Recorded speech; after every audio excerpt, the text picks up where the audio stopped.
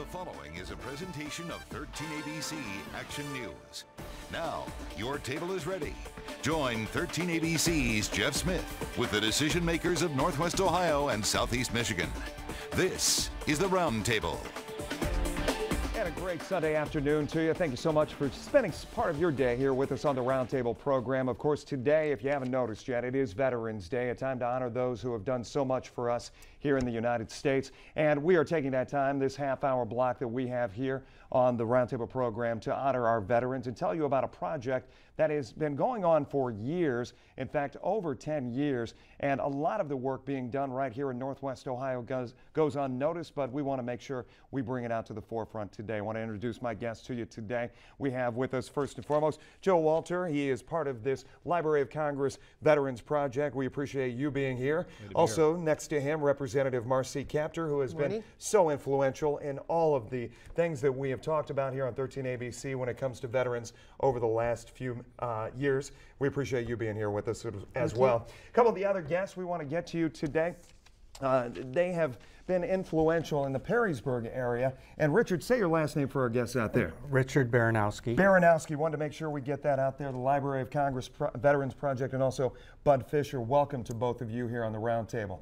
As we start this day, excuse me, I'm getting choked up. As we start this day, first, congratulations to you on your re-election. But when you come up on a Veterans Day like this, I know it holds a special place in your heart. It surely does. It puts everything into perspective. And we want to, I know everyone here today wants to thank those who have given us the freedom we enjoy today. We value their sacrifice, their patriotism, their love of country. And today we celebrate them and we commemorate all of their colleagues who they will always speak about first. Many who did not come home. And we remember them this Veterans Day, and I'm so proud of our community that we honor those who've served us so unselfishly. Richard, this conversation started earlier this week. You and I were talking about this project as it is. Explain it a little bit to the people at home who aren't familiar with it. Well, the Veterans History Project was established in 2000 by Congress. They passed a law that to preserve the memories of the World War II veterans, not only World War II veterans, but all war veterans at that time. Yeah. And so how has it gone forward over the last couple of years? You basically, and you were showing me some of the DVDs that you guys have made, you're basically taking some of these veterans from all eras and sitting them down and having them tell their stories. Here on the Roundtable a couple of months ago, we did a thing where here in Ohio they opened the window for veterans to basically write down their stories. But you're getting them down, as you can see there at home. You're sitting them down, videotaping, and Bud and I bring them in. Yeah. We find the folks that want to, either they come forward, we ask them to participate, and they come to the library, the Way Public Library in Perrysburg, and we sit them down and put the camera on them and interview them and get their, right from the time they go into the service till the time they get out. I had a gentleman on a couple of weeks ago who said one of the reasons, Bud, he said one of the reasons he wanted to leave behind the story that he had written down about his life, his time serving. He wanted to leave behind a legacy for his grandchildren and for future generations. Is that what you find here? A lot of the veterans today are making sure that those stories don't go untold? I've learned over the years that it's as important, or perhaps more important, that the family finally hear this story. When the veteran came home, he didn't sit his family down and say, "No, I'm going to tell you all about the war." He took off his uniform and went back to school or back to work, and the family got little glimpses and little stories from time to time. But we provided the platform. We came into the house and we said, "Now we are going to talk about what you did in the service." This gave them the chance to tell the story chronologically from start to finish. And it was really their first opportunity, and so they were anxious to talk. When we see some of these people who have sat down with you guys and answered your questions, told their stories, how open are they? I mean, how crystal clear are the memories? Oh, wonderful. Yeah? Amazing that a man that fought in a war half a century ago still remembers his friend's name. He still remembers a particular battle. He remembers his serial number. All of those things, those memories don't go away. Yeah. And so it's amazing that a man 86 or as late as, or as old as 92 I have interviewed still remembers all those details. You know, I was asking Richard, I said, are you guys journalists by trade? And he's like, no, not at all. So Joe, when you're sitting down and obviously providing this moment of catharsis for these people to tell their tales, but I guess how tough is it making sure, I know sitting in my seat, if I'm asking the question, I want to make sure I get just the right question and make sure they answer it just the right way. How tough is it? Well, I'll tell you that Bud was the inspiration for me to be involved in this. He's done yeoman's work, over 450 interviews alone since this project started, which is phenomenal. But Bud... You realize it's been that many? It was easy. Yeah. But what Bud would tell me is, and what this is these are their personal stories. These are just ordinary people who served in extraordinary times. And we just let them tell their story in their own words. And one of the keys to selling them, to get them to talk about it, is what Bud said before, is to preserve the history for their children, their grandchildren. Matter of fact, the first interview I did was because a man wanted to do a project for his granddaughter.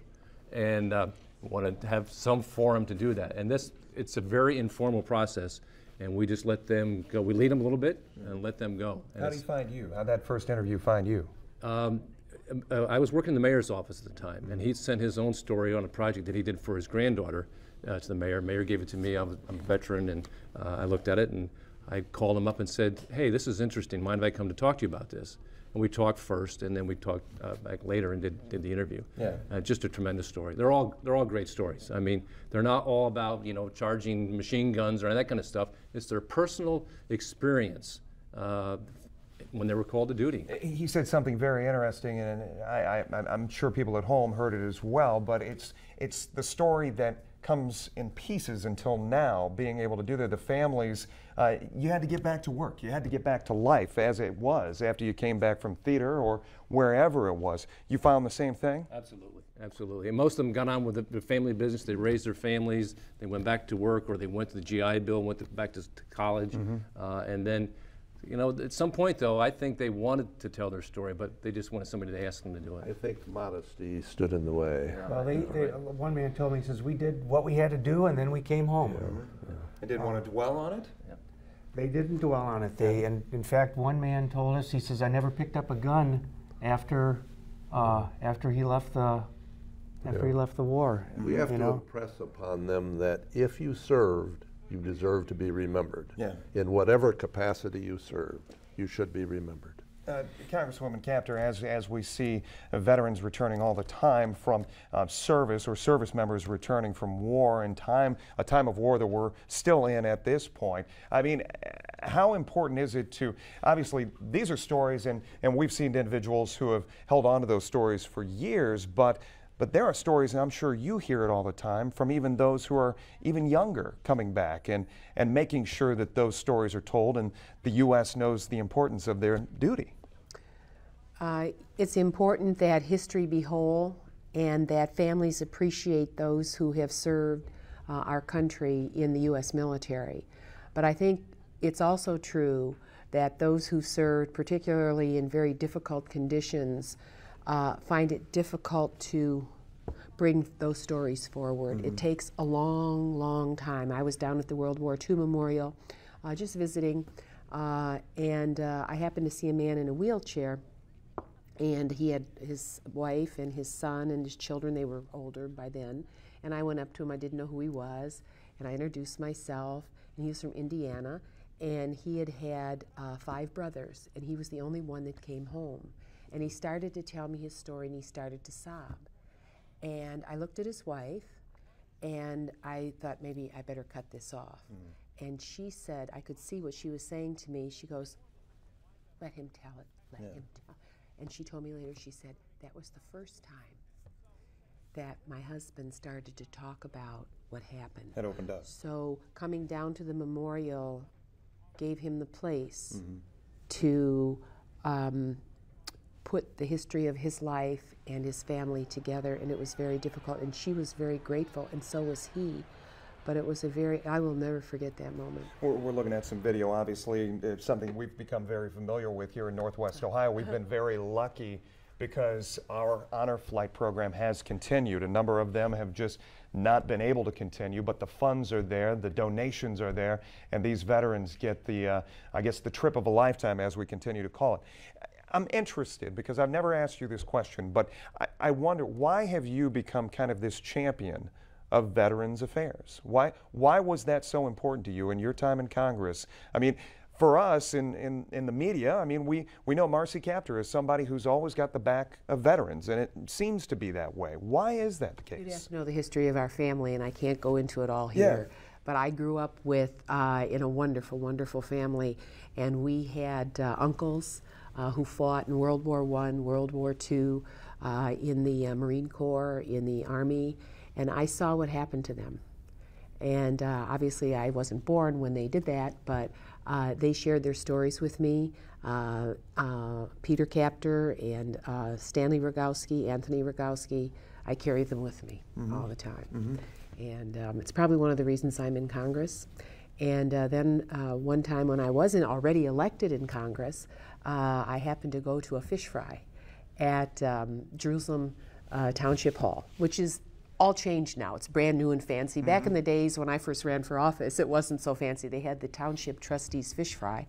And this man shouted across the room to me, "Congresswoman Kaptur, why is there no World War II memorial in Washington, D.C.? And I looked at him, and he was just being a real curmudgeon, you know, because everybody in the room was hearing what he was saying. That I came to know as Roger Durbin, my dear friend from Berkey, Ohio. And I said, "Well, sir, there is a memorial." He goes, "Yeah, what is it?" And I said, "It's Iwo Jima." He goes, "Wrong." He said, "That's to one service in one battle." And I said, "Well, wait a minute. There must be something at Arlington." He goes, "Nope." And he had been all around the world. He had been in Patton's army and fought in a tank brigade in Northern Europe. Every time I see Saint-Lô when I'm in France and I go by that sign, I think of him. And I was a history major, so maybe I know more than I should about world history. And being Polish American, I know what it is to have had relatives whose nation was taken away from them. So there's a richness to history. I always encourage our young people to study history. And I think for me, after Roger talked to me and I checked with the Library of Congress and with the Smithsonian, I said, surely there must be something, but I couldn't think of what it was. Yeah. And when the letter came back to me, there is no memorial, I knew it had fallen on my shoulders to do it. But it took us from 1987, when we began, all the way through 2002 in order to get it constructed, to get all the approvals, of which there were many, and then to get it built and to get it dedicated. And there were many, many curveballs along the way that we had to sort of dodge in order that it happened. But now it's the most popular memorial on the nation's mall, sitting between the Washington Monument representing the founding of the Republic, the Lincoln Memorial representing the preservation of the Union, and the World War II Memorial representing the victory of tyranny. Excuse me, the victory of liberty over tyranny. Yeah, obviously it has a special place in so many people's hearts here in Northwest Ohio, those who have taken honor flight in the last couple of weeks. When we come back, we're going to talk a little bit about those stories that were so moving, and that have impressed the thoughts of these individuals who are interviewing those great people, those great veterans here in our area. Stay with us.